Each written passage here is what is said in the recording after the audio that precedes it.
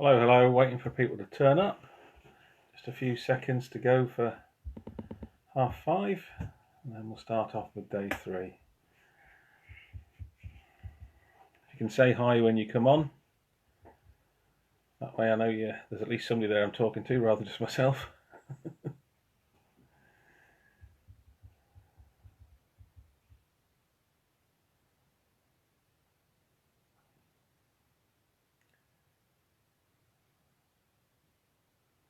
So are we all enjoying our bank holiday?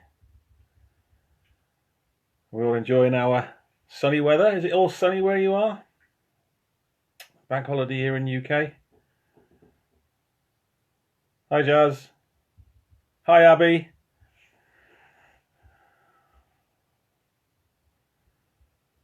Enjoying yourselves up in Pembrokeshire? Nice. Lots of love to you too. Okay, hopefully we'll see you all soon when the lockdown finishes, won't it? That's pretty cool. Been enjoying the sun? Playing out nice?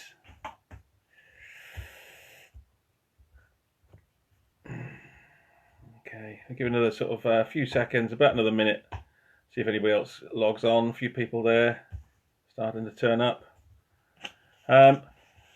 I start off just talking about what we're going to be talking about today. So I mentioned yesterday that we'd be talking about perspective, perceptions, etc. And what we'll look at is where those perceptions come from. We'll have a discussion around looking at look at things at different ways, again with different perspectives, and how that sort of pans out, particularly where mental health is concerned, or where the chats are. Hi, Daryl.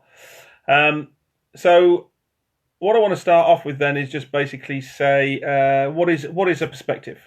What is our perception, etc. So whatever our perception is of things that are happening around us is basically our reality. Whether we agree or disagree with other people, our perceptions are real to us. Our perspective comes from our belief system.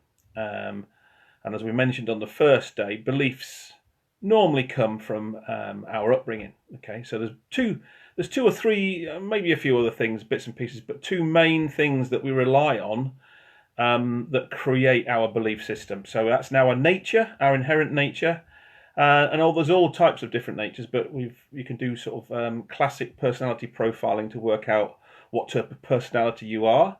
It gives you a perception of your nature.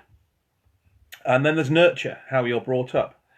I briefly mentioned on the first day there about things that soak into our brain. So basically our brain is, like I said, a big wobbly jelly for the first 7 years of our life. So 80% of our belief system, 80% roughly, these are rough figures, are put in place in the first 7 years.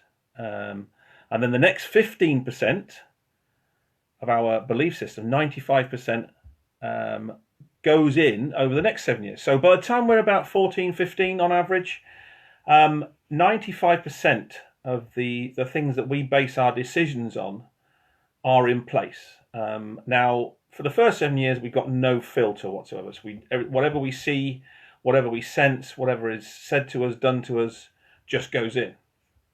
And to put that in perspective, when is the most positive time in our life?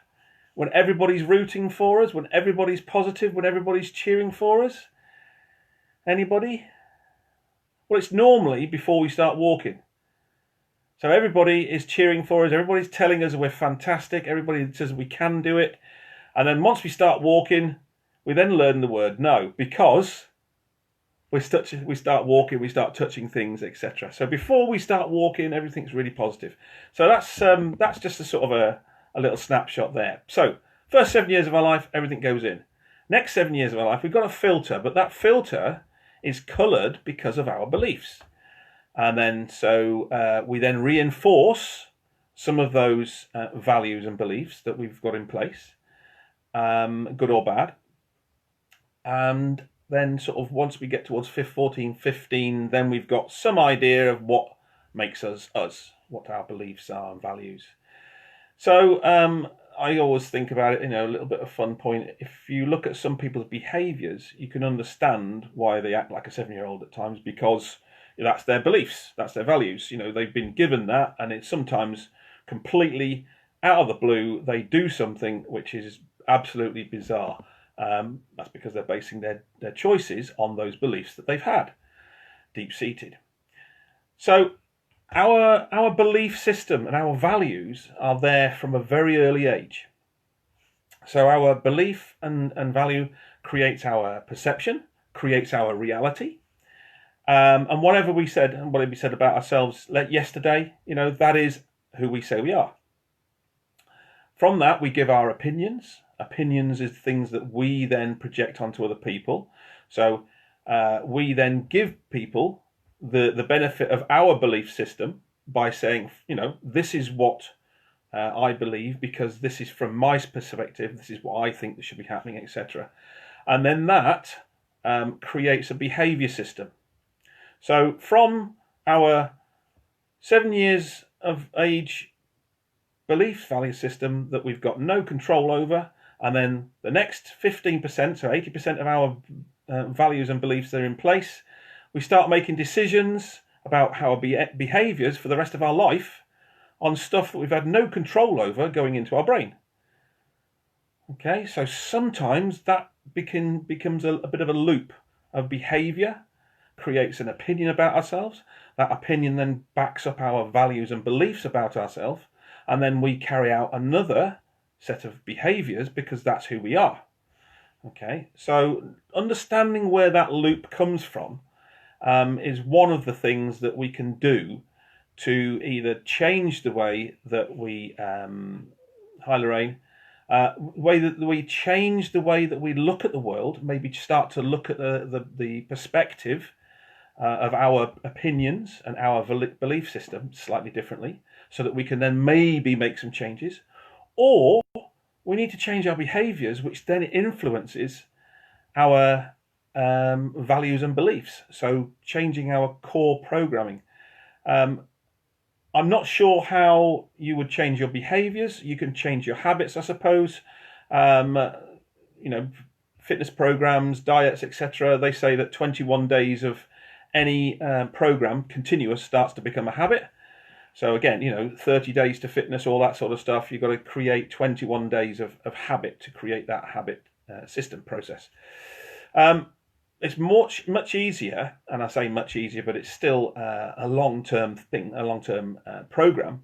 If you've got that program running in the background and you start to become aware of your behaviors through your belief systems and the way that you speak to yourself, the things that you say, and because you're analysing what you're saying to yourself, if you start to understand that that's not actually backing up who you want to be, and that maybe some of those beliefs and values are holding you back from the person that you do want to be because you want to change, that can create up a loop of negativity and sort of friction within yourself.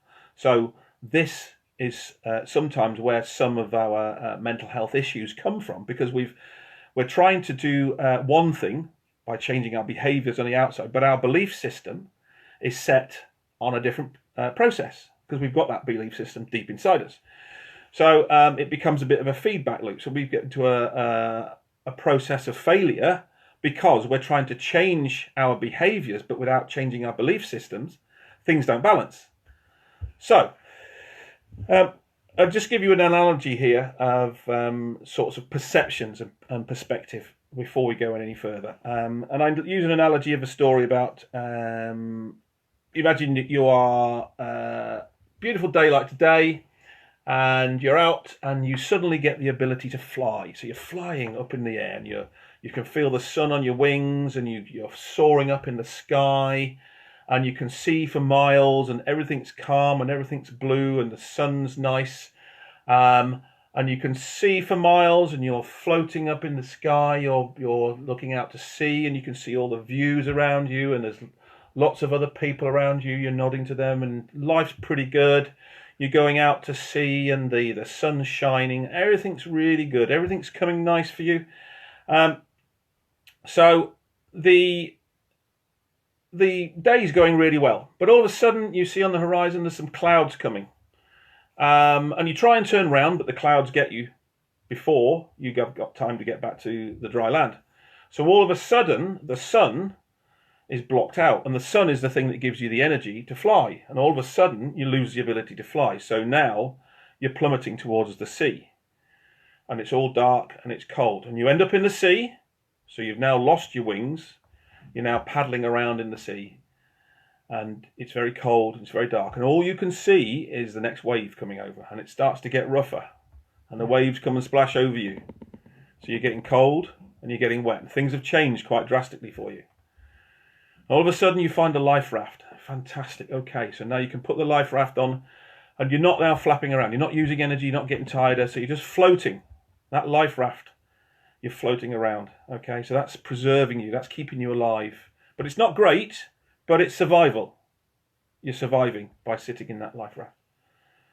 And all of a sudden, you see coming over the horizon a little boat, and it's one of your friends in a boat, and they're paddling towards you as fast as possible, and they can't quite get to you. They can't quite get to you. The wind is blowing them back. So they say, come over here, swim to me. But you can't swim with the life ring on. Yeah, every time you swim with the life ring on, the waves push you back, away from the boat. So your friend who's in the boat there is nice and safe. They've got everything they need. Okay, they're paddling. They can't get to you, but you can see them. Okay, and they're trying to get you to them. Okay, and you're in the life ring. You've got your survival. Okay, and you're trying to swim to them, but you can't swim to them. Okay, so they say, take the life ring off and swim over. Okay, the idea is that we take the life ring off. Therefore, that's our survival. How can we now survive in the water if we don't get to the boat? So this is where, if we look at this as an analogy of life, you know, we're up in the skies and everything's perfect, and we're flying along, and all of a sudden something hits us. It could be a family misfortune. It could be a breakup of a relationship. It could be a death. It could be financial. It could lose a job. Yeah, it could be all sorts of things that hits us from nowhere. And all of a sudden, the normal stuff, the good stuff, the fun stuff, the nice stuff, all gone. Okay, so then we're in survival mode. Okay, so we cling on to survival mode. And maybe we reach out and we start doing something that creates that sort of feel good for us. It might be drinking, it might be drugs, it might be OCDs, it might be relationships, it might be dysfunctional relationships, something that gives us a sense of survival, a sense of feeling that we are okay and we're holding on. And then somebody comes along and says, look, you know, this stuff isn't going to be sustainable. You know, you can't carry this on. You know, stop what you're doing and then I'll come and help you. And that's your survival, isn't it? That's the thing that you're clinging on to. So trying to convince somebody who is having some challenges, you know, that the things that are doing is harming them, their health, their mental health, harming them, you know, the things that are doing. You're not going to be able to convince them. What you've got to do, okay, or what you can do, is hold space for them, is be there for them. So when they decide to let go of their life ring, you've got a way to help them to find safety away from the life ring. But you can't force somebody to give up their life ring. From their perspective, they're in survival mode. They can't let go of that life ring. They've got nothing to hold on to. Yeah, no anchor to create stability for them. So what we've got to do really when we're looking at perspective and perception, and particularly where we're trying to help others, make sure that we're looking at their situation with their perspective, not ours. Remember, we've got our own beliefs, our own values that we've created. We've got our own belief system in place. And we have prejudices. Everybody has prejudice. Everybody, and I say prejudices in a generic, round way. We have a set of blueprints that we think that people should do. We have a set of blueprints that we think about life. That's our beliefs and values. And we make judgments and opinions about other people with our blueprints. What we've got to do, particularly if we're trying to create space for somebody that needs our help. Particularly with mental health, trying to say, look, you can always ring me, always speak to me. We've got to create a space where they feel they're not going to be judged, where they're open and honest. Yeah, they can speak. Okay, and again, I'll go back to what I said right at the beginning. I'm going to be speaking from my perspective as ex-military bloke. We don't talk about our feelings. Why? Probably because of that, going back to that nature and nurture. Little boys are told to be strong. Yeah, be my little soldier. I was always told, man up, come on, get on with it, whatever. You don't show your feelings, you don't cry, you don't get upset. You just get on with it. You're the man of the house. You go out and you create all of that. And this is one of the perceptions that we have, that men are supposed to just get on with stuff. Men don't cry. Men don't tell people about their feelings, because it's all wishy-washy. We don't do that, do we? We go down the pub and we have a few pints and we have a fight and we're all okay. Ha, ha, ha, all that sort of stuff. So, again, going back to the reason why I chose to do this rather than do the 25 press-up challenge, fantastic 25 press-up challenge. But I wanted to just do something different that was not the same process as other people are doing. Just something different to try and change the way that guys interact with each other, the way that guys feel that they can do, accepting that we have feelings, accepting that it's okay not to be okay. It's okay to lose the plot and just sit down and cry about stuff. Nobody's going to judge you. Well, I think we are in a society at the moment where things are changing, but we're not there yet. Okay? So creating the space for somebody else, okay, is hard if you haven't got a handle on your own perspectives, your own, should we say, belief systems, positive. Yeah, we've got those negative things coming in. We're going to make a judgment about other people, about their issues, about the way that they're behaving.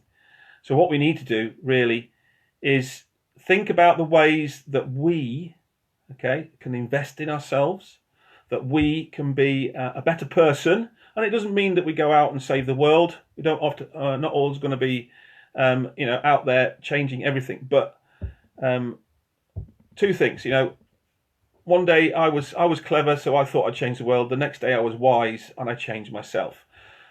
We can't change the world.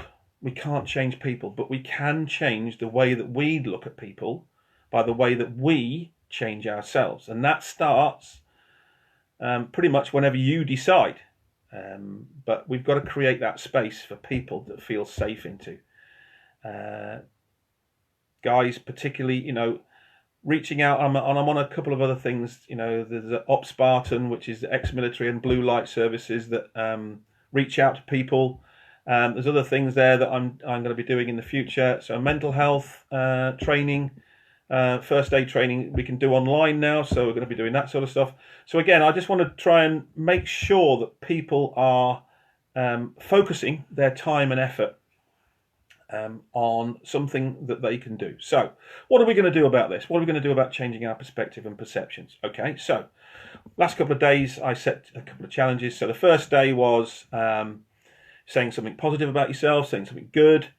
Yesterday we were trying to hold space so that we could actually have an empty brain, so that we can then see what type of conversations we're having on ourselves.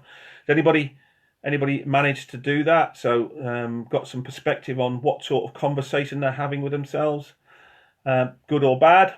Okay, and if there's a negative loop there, then we've got to try and take control of our own thoughts. Once we take control of our thoughts, we can change them. We can create positive ones. But it takes time. It takes a lot of effort. I mentioned that I'd done about 7 years with a network marketing company. That was almost a constant battle over those 7 years of trying to reprogram myself because of all the years that I'd worked with the same program of negative self-talk, of not being good enough, of knocking myself down, of not being able to do the things that I should be doing, expectations. Okay, so what I want people to do is sort of think about the last couple of days. Think about the positive self-talk. If there's no positive self-talk there, then how are we going to create some positive self-talk? Are we going to make the effort? Are we good enough to make the effort? Are we worth it to make the effort to be more positive? And why be more positive? Well, I think being more positive in life is going to help more people and create a better lifestyle for ourselves. And a few things can help you do that quite soon, quite easily. I don't watch the news. I don't read newspapers. I don't tune into the news. I have in the last probably couple of months looked at YouTube to check up on the coronavirus output, maybe three or four times.